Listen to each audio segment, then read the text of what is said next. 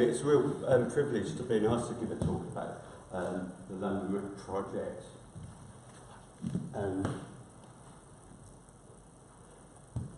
It all came about because my wife Carol, myself and my friend Steve had been diving in the Thames for pleasure.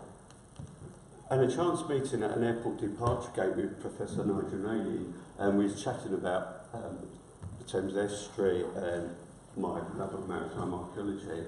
Nigel was on another wreck site with Ellis and James of Historic England, and he mentioned about us, and as you know, Historic England like to have local divers involved with their protected wrecks, so we was invited to become licensees of the London.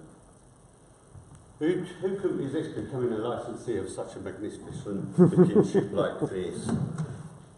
She was built as a 64 second-rate gun. 64 gun warship at Chatham by Master Shipwreck, Captain John Taylor, and she was part of a convoy that brought King Charles II and back for his restoration. And George of York was actually on the London, and his entourage was on the London at the time.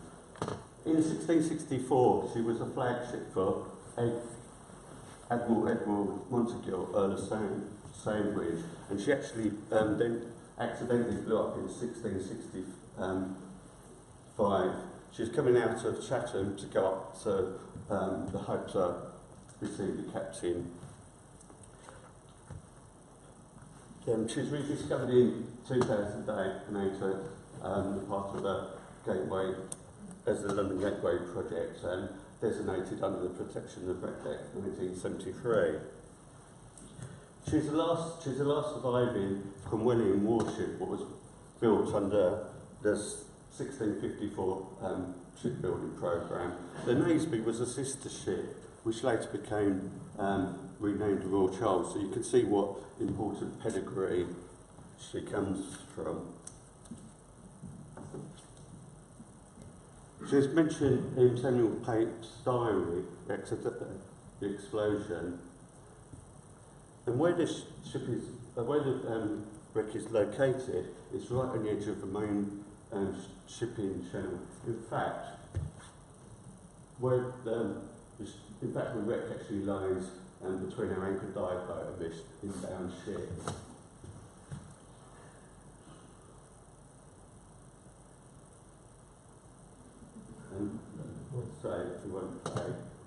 This is what the actual This is what the actual visibility of the average visibility of the Thames is actually like. We follow a strict protocol on the diving on this site,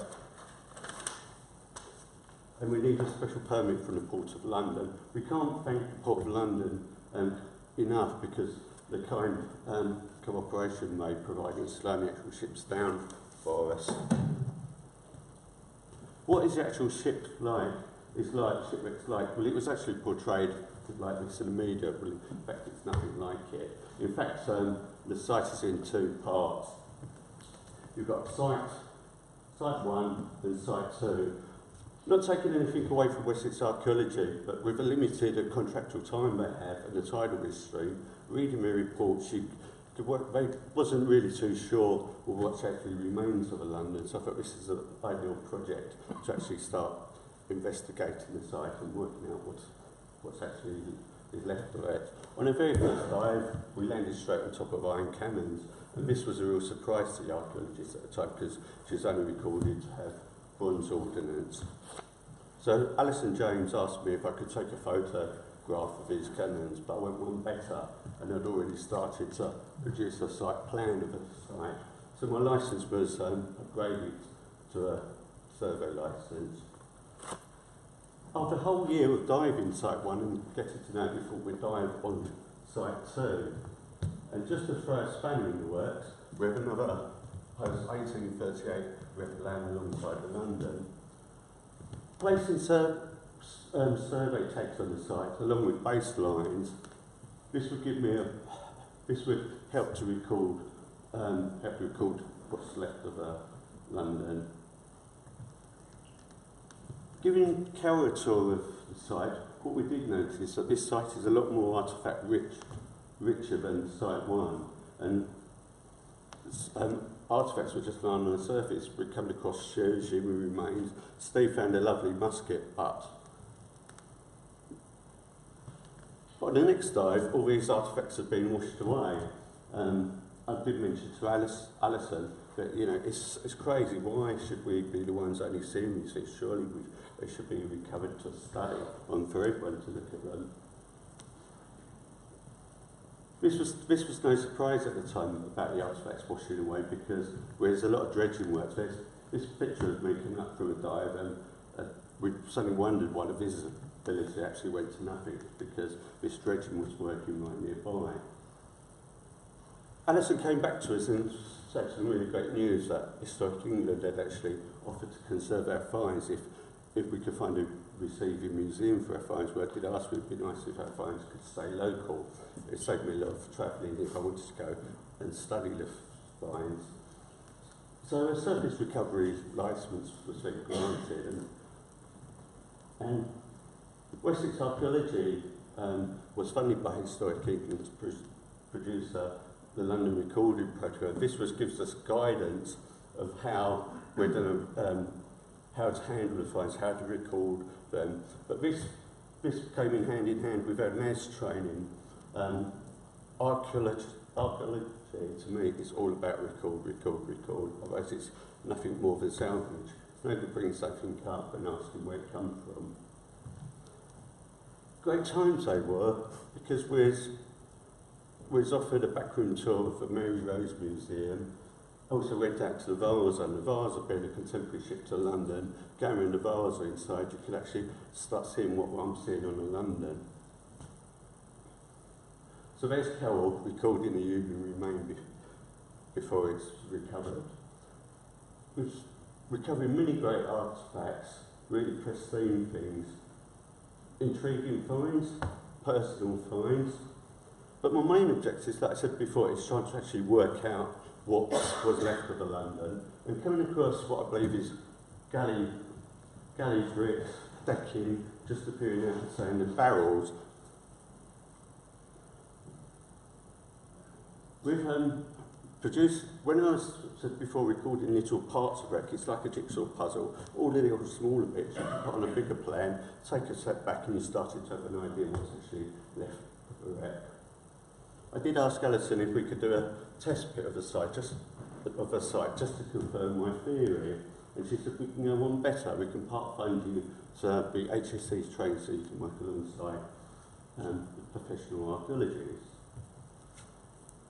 The funding was to place 3 trenches out on the site, and I was asked to what positions where the trenches would go. It's quite funny really, because me and Dan Pascoe was working in one trench, and it's pointless. He's either pushing silt all over me, or I was pushing silt all over him. So we decided to go into our own separate trenches, and I chose a trench where I wanted to put my test pit. And as I'm digging away or moving the silt off, I could feel what I was feeling in his cheeks of gun carriage.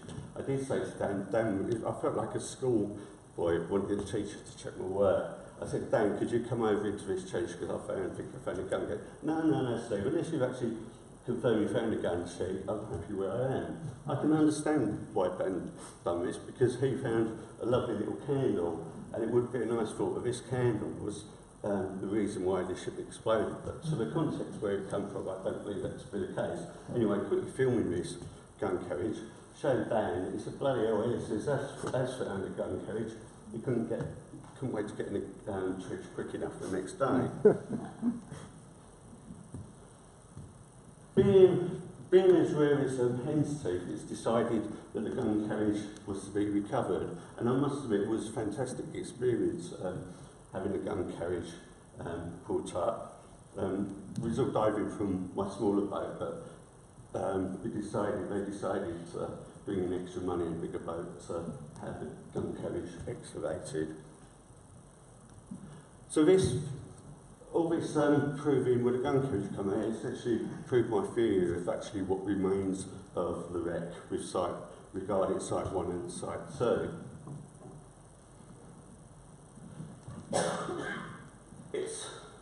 it's a little bit towards on its side, but not as much as the Mary Rose. Someone approached us to say that it would be in our best interest if we set up a trust for it. It would help to support our voluntary divers. Because although Cotswold was funded for working on the site, there's only a few weeks of the year where we're still diving on it every weekend, bringing up recoveries, and they were coming under the Cotswold Archaeology contract, but we were still subsidising all these fines. Cotswold funded work has finished, but we're still making exciting discoveries. It's a sad matter of the fact, bringing the gun carriage up, the silt, we was hoping the silt would go back into it would refill the excavation area, but it didn't. Either side of this excavated gun carriage, the silt was running off the gun decks, going through the gun port and causing a scour just on the outside of the wreck.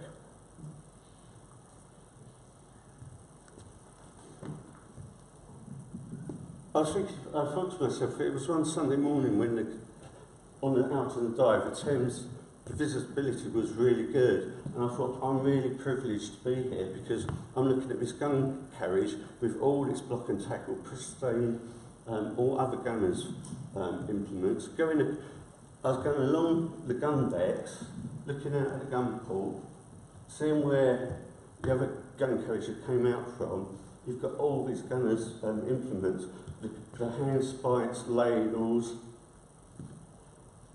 The decks had like excess markings on the gun deck, and I thought, I am really privileged to be here. But on subsequent dives, we was noting that it was all deteriorating. So, I did raise a question to Historic England. If we took the time to recover these hand spikes, because all our finds, unless they were really at risk, we would leave them in situ and work a way of trying to bring everything up as best we could. So we did say, if we took time and effort to bring these hand spikes up, would Historic England conserve them? But sadly, they said no, because there's no more funding available for any conservation.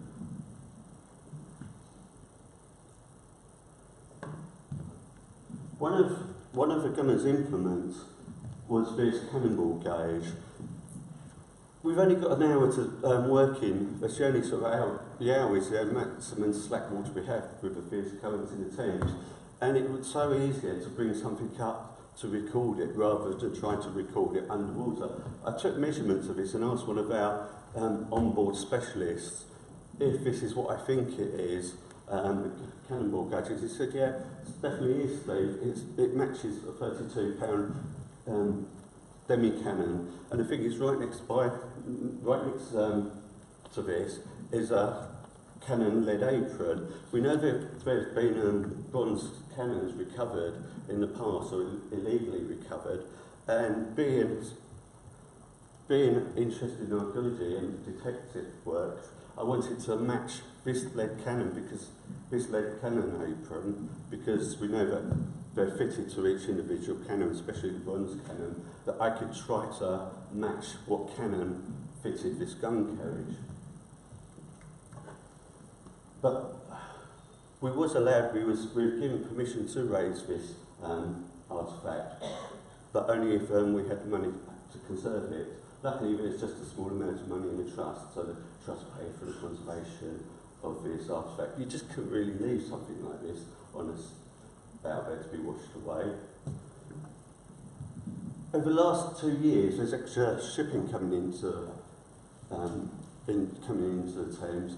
We're certainly noticing it, because last year me and Kel was on a dive when 2 of the container ships, the Port of London couldn't give them a wide berth, and we did notice the effects. You could actually see the silt running off the ship. In fact, me and Kel felt that we was being pushed off the site as well in a prop wash.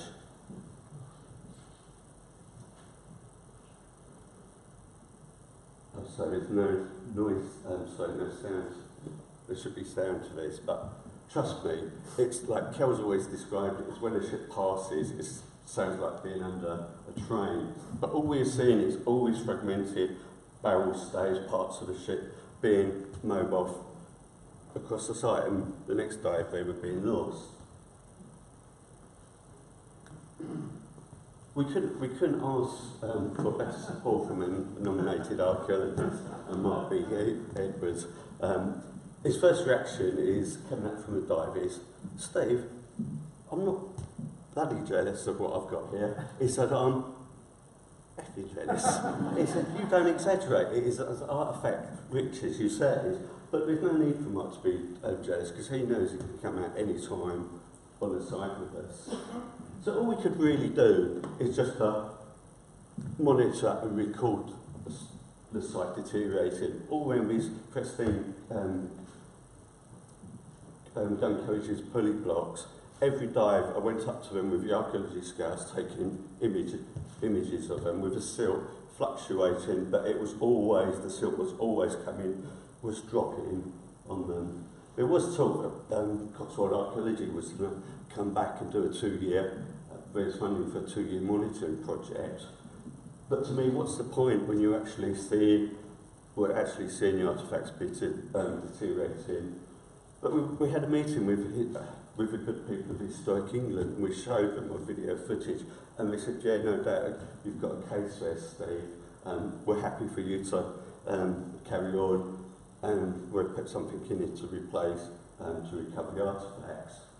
We had a really kind offer from the Maritime Archaeology Sea Trust and Dan Pascoe and Bournemouth University. They've offered to conserve our finds, which meant we had our surface recovery licence back. But this is only a temporary fix to our problem. It can, come November, it could be all stopped where we'd have to watch all artefacts being washed away again. But since we had a licence recovery back, we started to bring up a lot more recoveries, like this flexible ramrod. I don't think there's hardly any surviving ones with ropes still attached. So it's these sort of things we can really learn from.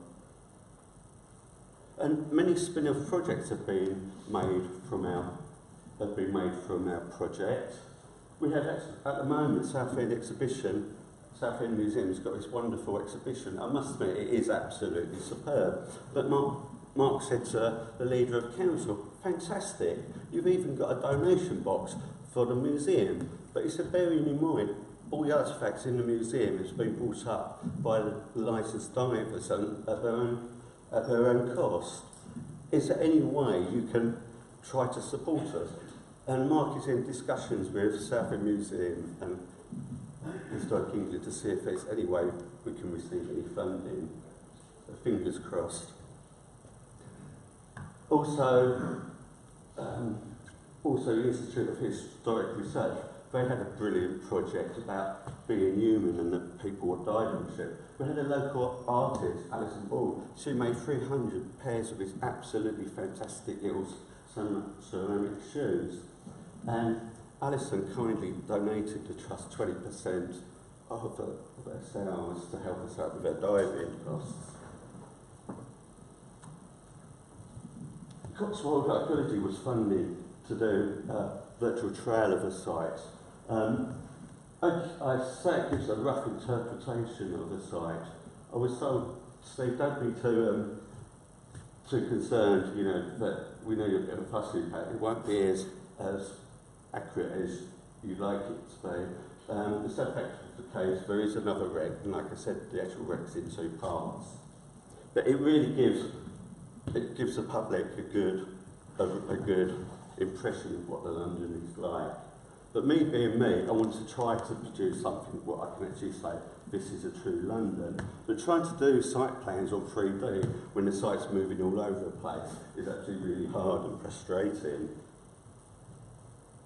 So with the kind offer from Mallory House and Peter Hull for loaning the project their site record software program, this would enable me to actually try my best to actually produce something what is really realistic of the site.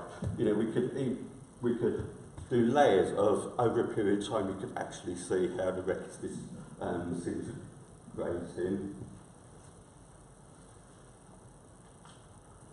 And we do appreciate the support that Bob and Sue has provided the project of insurance for the dive saved.